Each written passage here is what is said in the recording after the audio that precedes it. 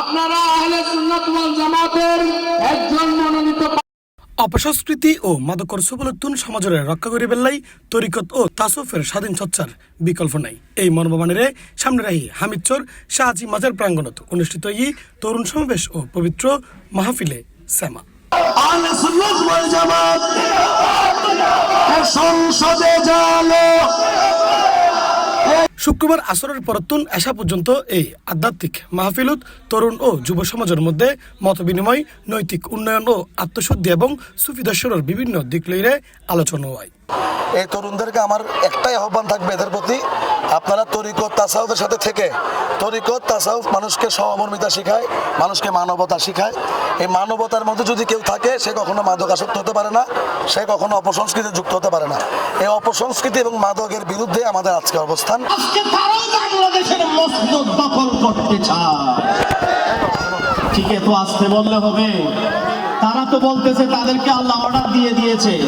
অনুষ্ঠানত অংশ লয় বাংলাদেশ যুব সুপ্রিম পার্টির সুফি সঙ্গীত শিল্পী ও সাংস্কৃতিক বিষয়ক সম্পাদক মাইনুদ্দিন সাবিত।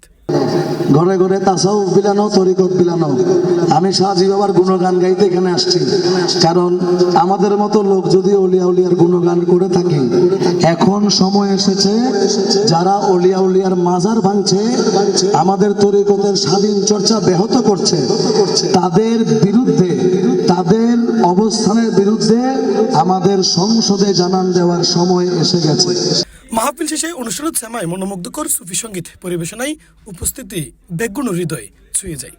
আর উক্ত অনুষ্ঠানত বিশেষ অতিথি হিসেবে উপস্থিত আছেন তাফাউজ দা সুফি জামার প্রেসিডেন্ট ও খলিল বান্ডার দরবার শরীফুর শাহজাদা শেতুল মির্জা। যারা আহলে সুন্নাত ওয়াল জামাত এবং সুফিজমে বিশ্বাস করে না, ওলির মাজারকে বিদ্বেষ করে, তারা আগামী 100 বছর ইনশাআল্লাহ ক্ষমতায় যেতে পারবে না।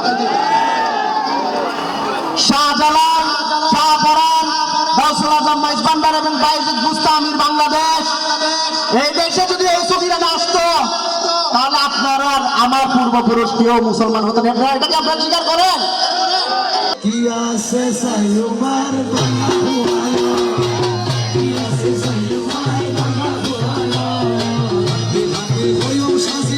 C+ চট্টগ্রাম।